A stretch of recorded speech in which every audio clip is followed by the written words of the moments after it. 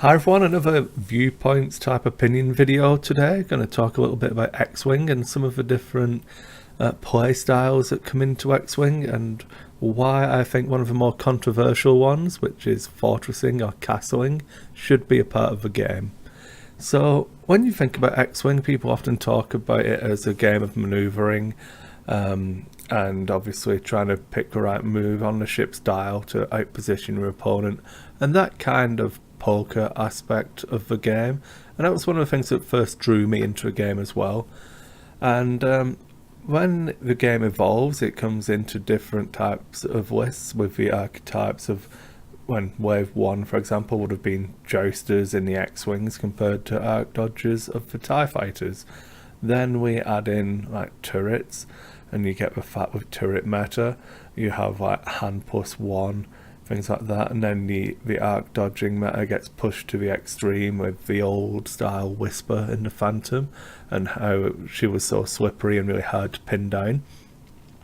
And X-Wing keeps evolving like that, and then you get the more control style list where Paul Heaver did really well, won worlds with that kind of list with an arc dodging type Poe style build where it's just designed to stay at range, hold good positions on the table and protect with points investment, whilst there's a lot of control from the other elements of the list.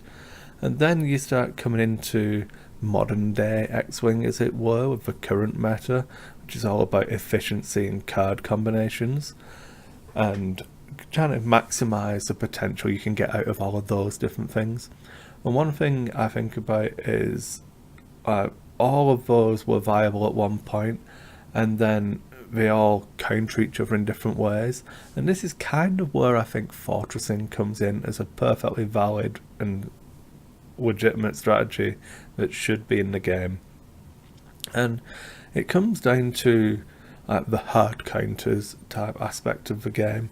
If you used to be playing a jousting list against a well-played Whisper, you couldn't win.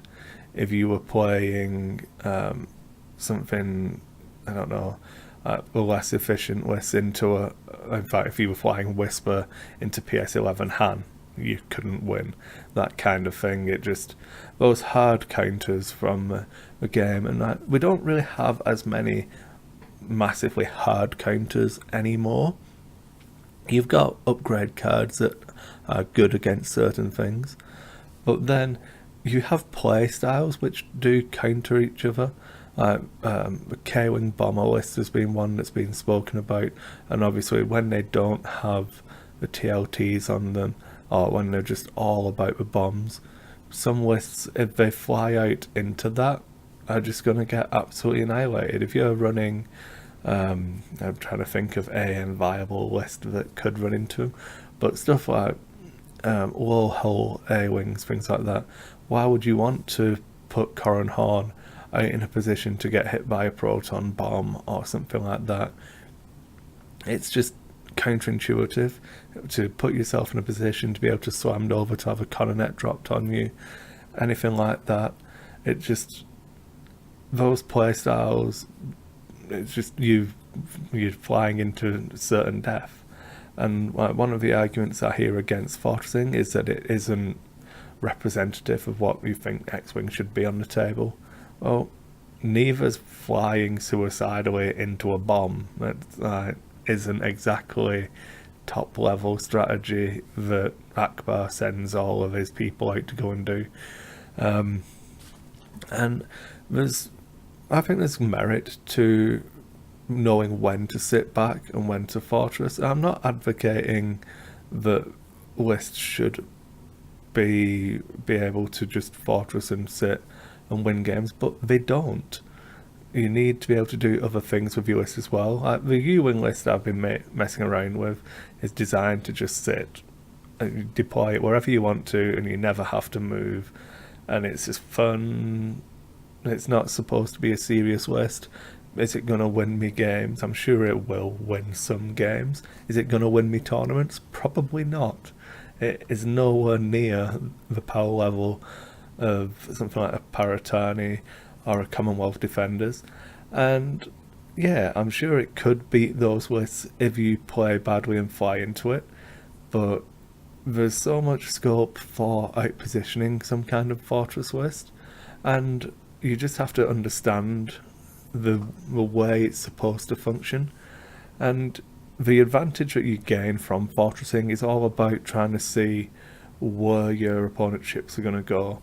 That's why one of my favourite setups when I used to run Vader, Karnor and the Pulp Shuttle was that I'd have it deployed in such a way that the shuttle is going to bump turn 1, can all stop turn 2, and then is able to either bank right up across the table or left up the table or vice versa, depending on which corner I've deployed in. And that was all about planning my routes into a combat 3 or 4 rounds in advance. And obviously if your opponent commits before then, you have a much better chance of knowing where we're going to be so that you can line up the shuttle for those shots. And whilst it isn't fortressing in the sense of nothing is ever going to move, there's enough positional ability with interceptors and Vader or whatever aces you were flying at the time with the shuttle that you're not really committing to anything. And that's seen as a perfectly valid and high level strategy.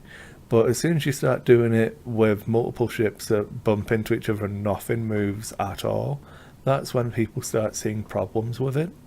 And I just find these double standards quite amusing, to be honest. I don't understand why it's okay for you to do a bump in the middle of a game, which perfectly lines you up to get range 1 shots at somebody because you've bumped your own ship. That's really high level manoeuvring and well played. But if you set up to do it from the start, you're a scumbag and, not playing X-Wing to the spirit of the game. So I just think it's something where we really need to move on as a community and just accept that there's different play styles and different ways of doing it. And I definitely think that fortressing should be part of the game. You shouldn't have to commit to flying into a worse position just because your opponent doesn't feel like that's the right play. I don't understand why you'd ever force yourself to fly into a bad position. It's just silly. I think that probably sums it up. It's like saying that you should have to fly interceptors into range 2 of people, at least 3 times a game or something, regardless. The reason they have auto thrusters is so that you don't do that, and it's designed for that playstyle. If you don't want to approach a fortress, don't. And the extremes, and this is one of the arguments I've always had, is that if I ran up against it in a high level play tournament and I honestly couldn't see a way to crack into a fortress without putting myself at a disadvantageous position, I would also just turn back and forth, just not approach, don't commit to anything, and the game ends in a draw, so be it.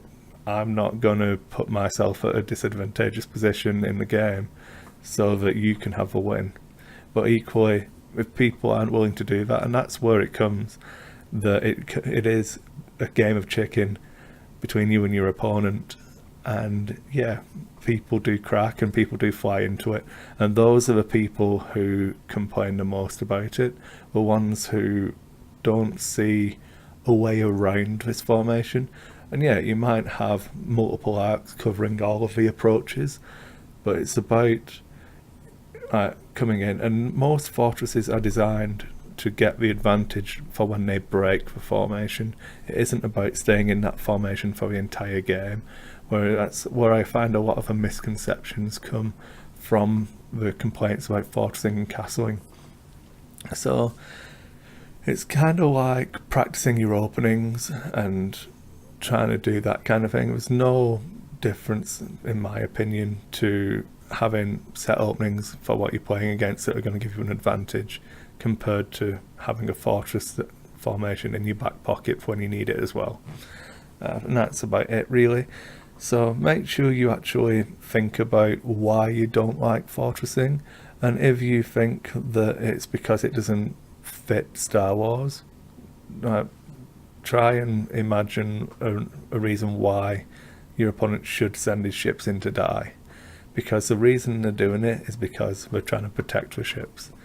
And I don't see any real problem with that. So there you go. That's my thoughts on fortressing at the moment and why it should be part of a game and is a perfectly valid strategy. Thanks for watching, everyone. Speak to you again soon.